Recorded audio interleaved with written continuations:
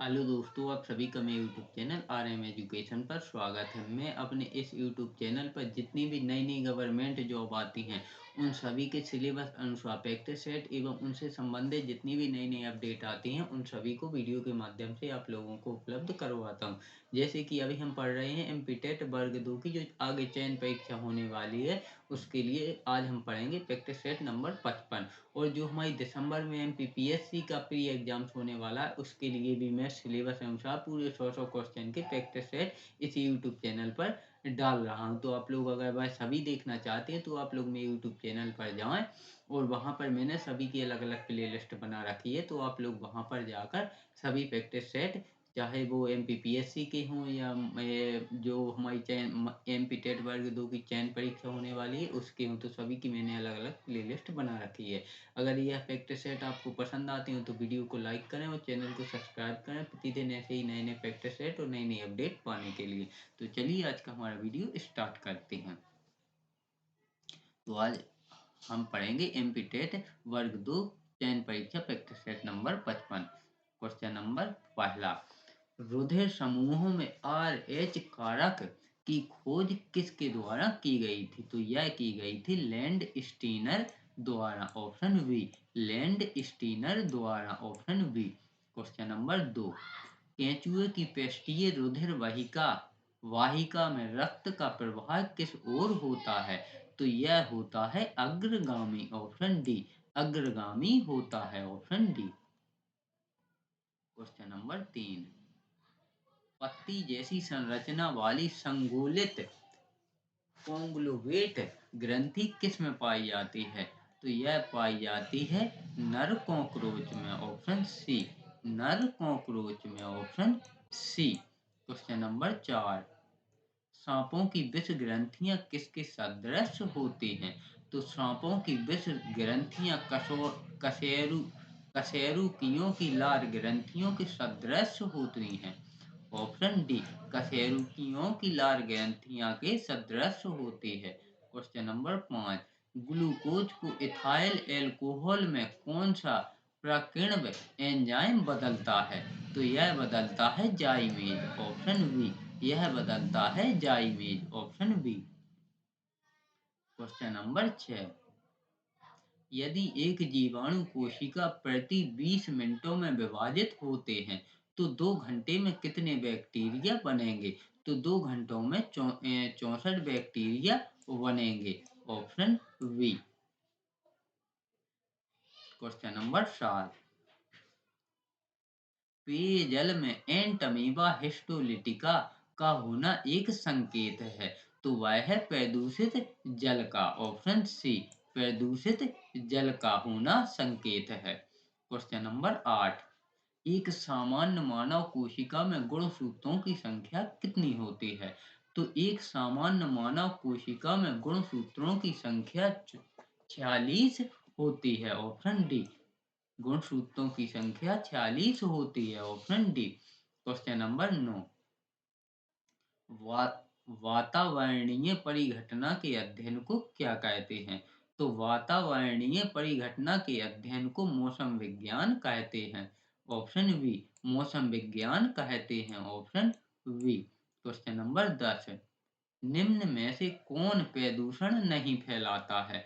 तो सौर ऊर्जा का प्रयोग प्रदूषण नहीं फैलाता है, ऑप्शन डी। सौर ऊर्जा का प्रयोग प्रदूषण नहीं फैलाता है। अब आप लोगों को मैं सभी ऑप्शन इसलिए डिटेल में नहीं समझाता हूँ क्योंकि इससे वीडियो बहुत लंबी जाती है, आप लोग वीडियो पूरी नहीं देखते हैं। अगर फिर भी आप लोग चाहते हैं कि मैं सभी ऑप्शनों को डिटेल में समझाऊं तो आप लोग कमेंट्स कर दें।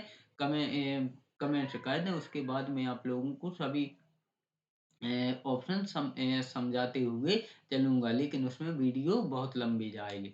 चलिए क्वेश्चन नंबर 11, वायुमंडल में बादलों के तैरने का कारण है उनका कम घनत्व और श्यानता, ऑप्शन बी। ये घनत्व यानी कि श्यानता, यानी कि जो वायुमंडल में बादल तैरते हैं तो वह उन कम घनत्व या श्यानता के कारण तैरते हैं, option B.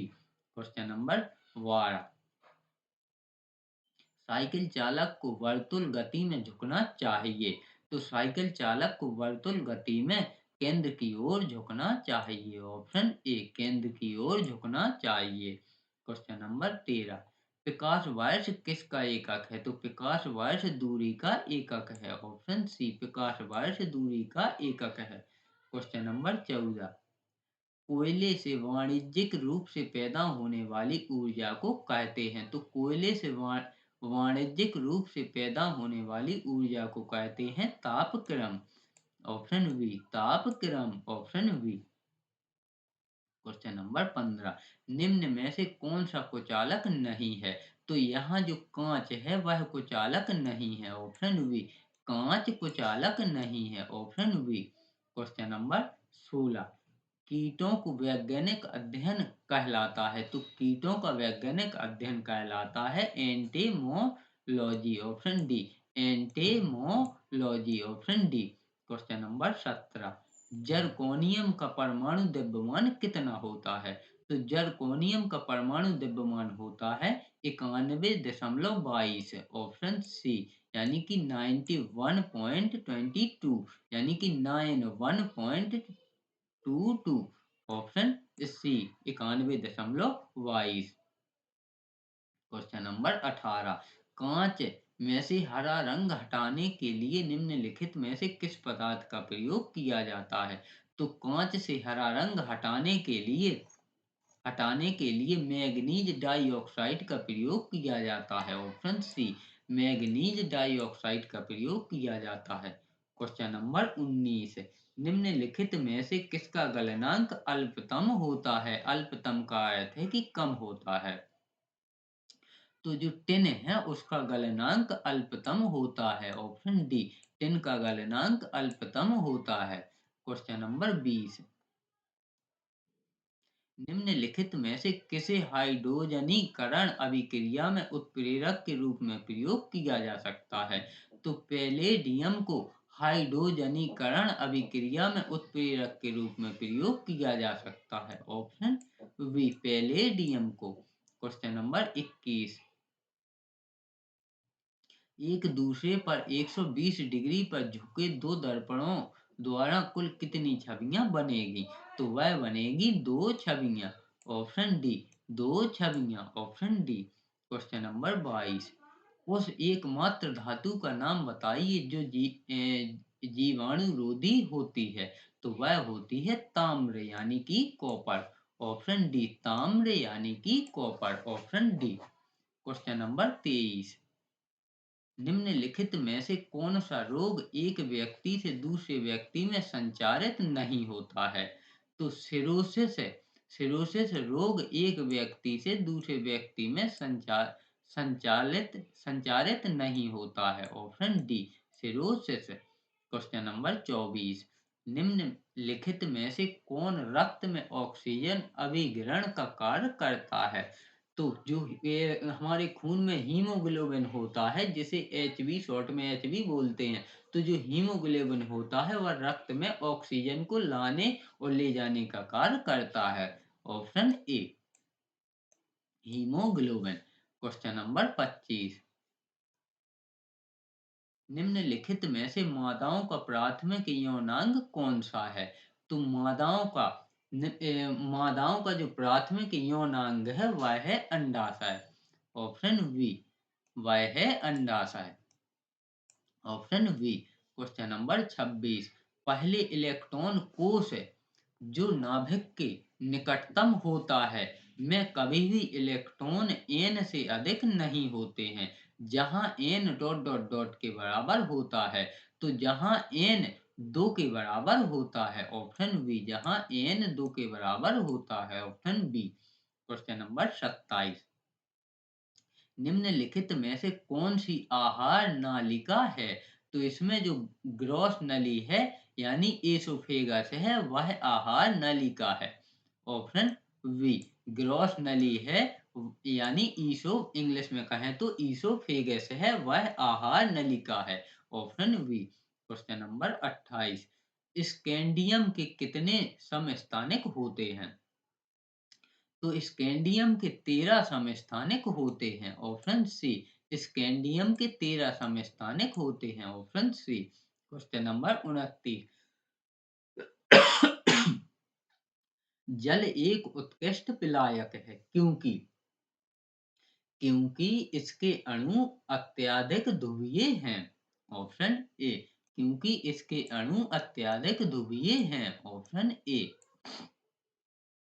Question number 30। Ozone में होती है, तो ओजोन में होती है केवल ऑक्सीजन। Option A. ओजोन में होती है केवल ऑक्सीजन। Option A. इस प्रकार हमने माध्यमिक शिक्षक वर्ग 2 की जो आगे चयन परीक्षा होने वाली है उसके लिए प्रैक्टिस सेट नंबर 55 कंप्लीट किया। और मैं अपने इस यूट्यूब चैनल पर सभी गवर्नमेंट जॉब के मैंने प्रैक्टिस सेट सिलेबस अनुसार डाल रखे हैं। अगर आप वह देखना चाहते हैं तो मेरे यूट्यूब चैनल पर जाएं और मैंने वहां पर सभी की अलग अलग प्लेलिस्ट बना रखी है। तो वहां पर जाकर आप सभी के प्रैक्टिस सेट देख सकते हैं जिससे आपकी तैयारी बहुत ही मजबूती से होगी क्योंकि मैंने इस पर कम से कम अभी 10,000 क्वेश्चनों की प्रैक्टिस सेट डाल रखे हैं यानी कि 10,000 क्वेश्चन आपके इन प्रैक्टिस सेटों से कंप्लीट हो जाएंगे। तो आप लोग यूट्यूब चैनल पर जाएं और वहां पर जाकर सभी की अलग अलग प्लेलिस्ट बना रखी है तो वहां पर जाकर आप सभी प्रैक्टिस सेट देख सकते हैं। वीडियो अंत तक बने रहने के लिए धन्यवाद।